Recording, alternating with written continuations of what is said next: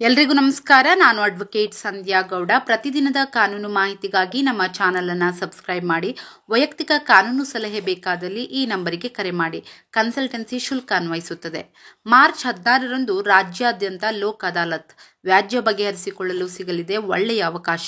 March 9ರಂದು ನಡೆಯಬೇಕಿದ್ದ ರಾಷ್ಟ್ರೀಯ Lok ಅದಾಲತನ್ನು March 16ಕ್ಕೆ ಮುಂದೂಡಲಾಗಿದೆ ಎಂದು ಕರ್ನಾಟಕ ರಾಜ್ಯ ಕಾನೂನು ಸೇವೆಗಳ ಪ್ರಾಧಿಕಾರದ ಸದಸ್ಯ ಕಾರ್ಯದರ್ಶಿ ಜೈಶಂಕರ್ ಅವರು ತಿಳಿಸಿದ್ದಾರೆ. ಲೋಕ್ ಅದಾಲತ್ನಲ್ಲಿ ಸಾರ್ವಜನಿಕರು ನ್ಯಾಯಾಲಯದಲ್ಲಿ ಬಾಕಿ ಇರುವ ಪ್ರಕರಣಗಳನ್ನು ಮತ್ತು ವ್ಯಾಜ್ಯ ಪೂರ್ವ ಪ್ರಕರಣಗಳನ್ನು ಇತ್ಯರ್ಥಪಡಿಸಿಕೊಳ್ಳಲು ಇಚ್ಛಿಸಿದಲ್ಲಿ ಮುಂಚಿತವಾಗಿ ಸಂಬಂಧಪಟ್ಟ ಜಿಲ್ಲಾ ಕಾನೂನು ಸೇವೆಗಳ ಪ್ರಾಧಿಕಾರ ಹಾಗೂ ತಾಲೂಕು ಕಾನೂನು ಸೇವಾ ಸಮಿತಿಗಳನ್ನು ಸಂಪರ್ಕಿಸಿ ಮಾಹಿತಿಯನ್ನು ಪಡೆದುಕೊಳ್ಳಬಹುದು.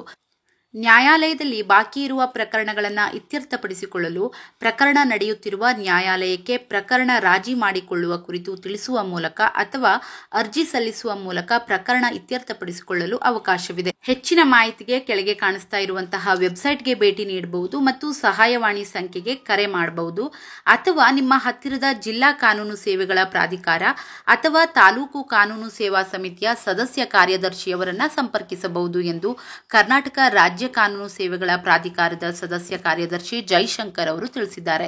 ಲೋಕ್ ಅದಾಲತ್ ಅಂದ್ರೆ ಏನು ಅಂತ ನೋಡೋದಾದ್ರೆ ವ್ಯಾಜ್ಯ ಶೀಘ್ರ ಇತ್ಯರ್ಥಕ್ಕಾಗಿ ಪರ್ಯಾಯ ವ್ಯಾಜ್ಯ ಇತ್ಯರ್ಥ ವಿಧಾನ ಅಂತ ಹೇಳ್ಬಹುದು. ರಾಜ್ಯದ ನಾನಾ ನ್ಯಾಯಾಲಯಗಳಲ್ಲಿ ಲಕ್ಷಕ್ಕೂ ಅಧಿಕ ಕೇಸುಗಳು ಇತ್ಯರ್ಥವಾಗಿರುವುದೇ ಇದಕ್ಕೆ ಸಾಕ್ಷಿ. ಲೋಕ್ ಅದಾಲತ್ ಅಂದ್ರೆ ಜನತಾ ನ್ಯಾಯಾಲಯ. ಹಿಂದೆ ಗ್ರಾಮಗಳಲ್ಲಿ ಹಿರಿಯರು ವ್ಯಾಜ್ಯವನ್ನ ಇತ್ಯರ್ಥಪಡಿಸ್ತಾ ಇದ್ರಲ್ವಾ, ಅದರ ಪ್ರತಿರೂಪವೇ ಇದು.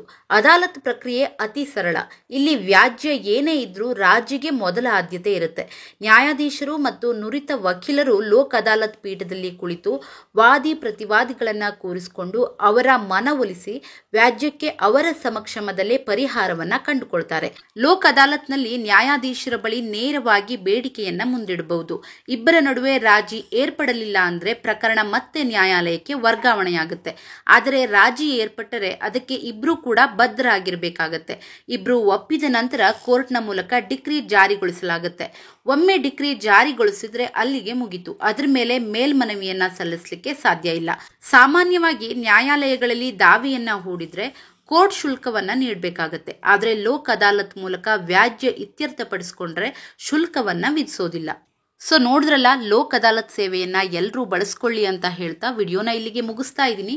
ವಿಡಿಯೋ ಇಷ್ಟ ಆಗಿದ್ರೆ ಲೈಕ್ ಮಾಡಿ, ಶೇರ್ ಮಾಡಿ ಮತ್ತು ಸಬ್ಸ್ಕ್ರೈಬ್ ಮಾಡೋದನ್ನ ಖಂಡಿತ ಮರಿಬೇಡಿ. Thank you so much.